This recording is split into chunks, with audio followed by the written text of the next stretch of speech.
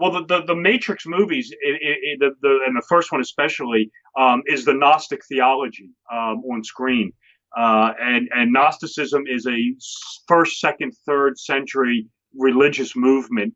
It's a blend of esoteric Christianity.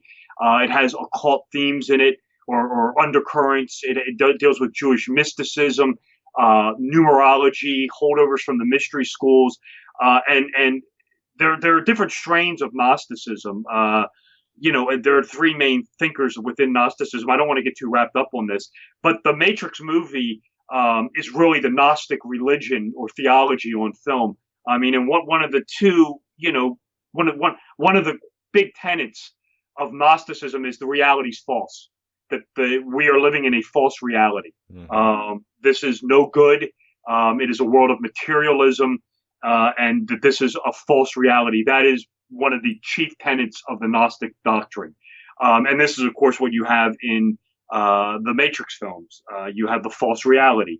And you have Neo being this Christ-like Gnostic figure, this Gnostic savior who's going to awaken mankind and bring him out of the darkness and awaken him to this, stasis, this negative condition that he's in. And the whole movie is just sort of, even Neo at the beginning of it, the one guy calls him, "You're my own personal Jesus Christ." Then you have at the end, Neo taking off into the sky, like, Jesus ascending into heaven. Think the Truman Show with Jim Carrey. I mean, it's the same sort of imagery, where Jim Carrey as Truman walks up into the clouds at the end, appears cruciform as Jesus and then disappears. Same sort of themes going on. Truman Show, false reality. Same thing with the Matrix films. And then another chief tenet of Gnosticism is the idea of the creator of this material realm is a god, is almost like a lesser god. It's a false god. He's what's known as the Demiurge. It's a Greek word. It means utility man or maintenance man. And the Demiurge is assisted by a group of angels and demons known as archons. And in the Matrix, you have this exact symbolism going on with the architect who doesn't show up in part two. He's the creator of the false reality. And of course, the agents led by Smith would equate to the archons. But you have you're absolutely right. You have all kind of esoteric imagery in this. From the get-go, you have Neo, which means new, being initiated into the awakening. You have this Freemasonic aspect with this. We could do a whole 3-hour show just on the Matrix. I'm just trying to break this down as fast as possible. But within Gnosticism, you have the idea of the sacred feminine. This is known as Sophia. And in the Gnostic, some of the Gnostic Gospels, you have Sophia being identified as part of the Holy Trinity. So you have the female's name is what else but Trinity. Then you just right off the bat, you have Neo being brought into the quasi-Masonic temple, to meet the wizard archetype, the Hermes Trismegistus figure, the Morpheus. Neo goes into the temple. You have the black and white checkered floor, Freemasonry, the mystery school. He goes into ascension. He goes up the staircase. He doesn't go down. He goes up to receive, the wisdom. It's ascension. Then he takes the pill, goes, then we have the Alice in Wonderland metaphor where he goes through the looking glass, melds with the mirror, wakes up in the real world, and then gets thrown out by the machines, gets literally flushed down the toilet. And then he gets hoisted cruciform into the light up into the Nebuchadnezzar. And again, it's another Christ reference. And then you have, even when he's on board the ship, you have the number reference, the ship's, I believe it is the Nebuchadnezzar's plate is Mark 3:22. That's a reference to the Bible verse, Mark 3:22, which I believe says something to the effect of, and I'm just paraphrasing, something to the effect of, "Thou art the Son of Man, and all darkness bows before you." So it's investing Neo, again, as this Gnostic savior figure who's going to awaken mankind from the stasis that he's in, do battle with the archons.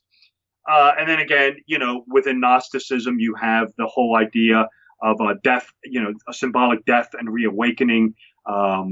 Neo, of course, like Jesus, gets killed and resurrected, and then is brought, ascends into the heavens at the end of the first movie. So yeah, you have the symbolism. Then the one part where he goes to the Oracle. This is clearly a reference to the Oracle of Delphi, where your destiny was told to you. At the court of the Temple of Delphi was the words "Know thyself." If you watch the scene, you'll find those words above her kitchen entrance. I believe it says "Know thyself." I believe it's in Latin though, so you'll find that there. That's a clear reference to the Oracle of Delphi, and of course she's the Oracle. So yeah, I mean, all kind of wonderful occult symbolism inside the Matrix movie. Very Gnostic. If you ask me to list the top 3 Gnostic films of all time, the Matrix would be in the top 3, no question about it. You're spot on with the birth date. Oh, excuse me, with the expiration date on the passport, which is 9/11/01. You have the full date. I think I did say birth date. I meant expiration date. Yes. Well, no, it's funny because it is the expiration date, and it's interesting too because you get into the whole idea of this movie being death and awakening, rebirth, the death of an old age, the start of a new one, and then 2 years later we have 9/11. Is there any connection there? Of course.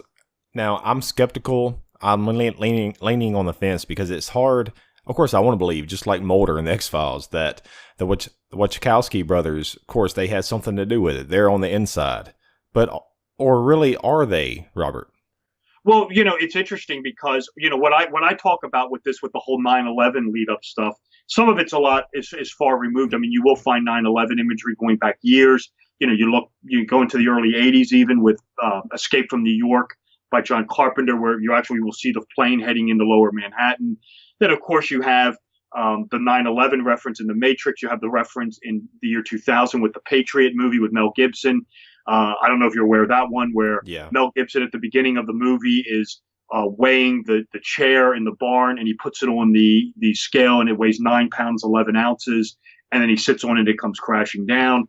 And then, of course, in March of 2001, this was just a few months beforehand, you had the lone gunman pilot, where terrorists allegedly hijack planes and fly them into the World Trade Center. I mean, that was just a few months beforehand. There's a lot of talk, does Hollywood have privy to inside information?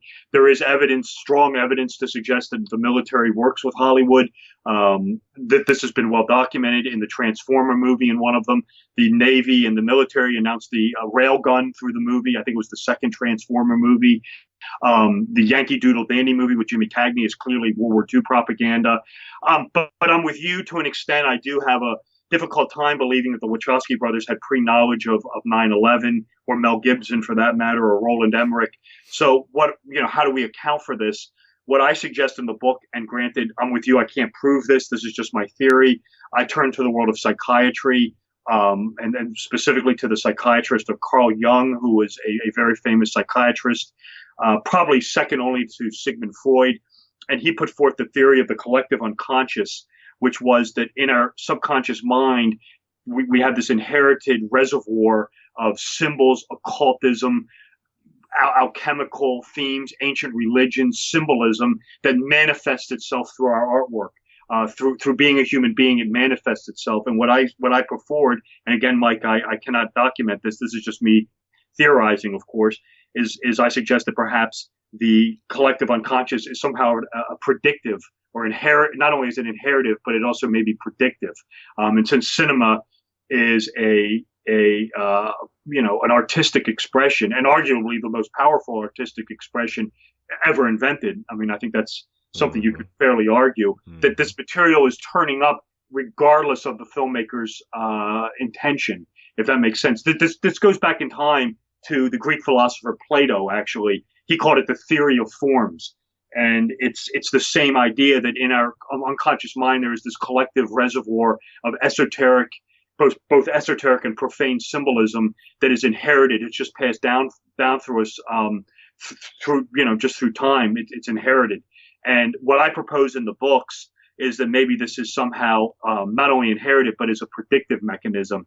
Again, I can't prove that. It's just my theory, but it does account for how some of these 9/11 images and symbols are turning up in themes, especially right up to the lead-in of the event. There are, I'll end on this point, there are other examples of movies being prophetic. This is a topic that I do talk about in the books. Some of the examples I give are not, are innocuous. There's nothing really harmful about it. It seems, the movie sort of prophesied something. I mean, it wasn't like a death or a murder or anything, but it is interesting. It is an interesting paradigm And, I do think it is a little too much to say it's coincidence. As a lawyer, I don't really believe in coincidences, but, I do also have a difficult time to believe that the Wachowskis had foreknowledge of this. That I do also have trouble with. So that's my take on it in any way.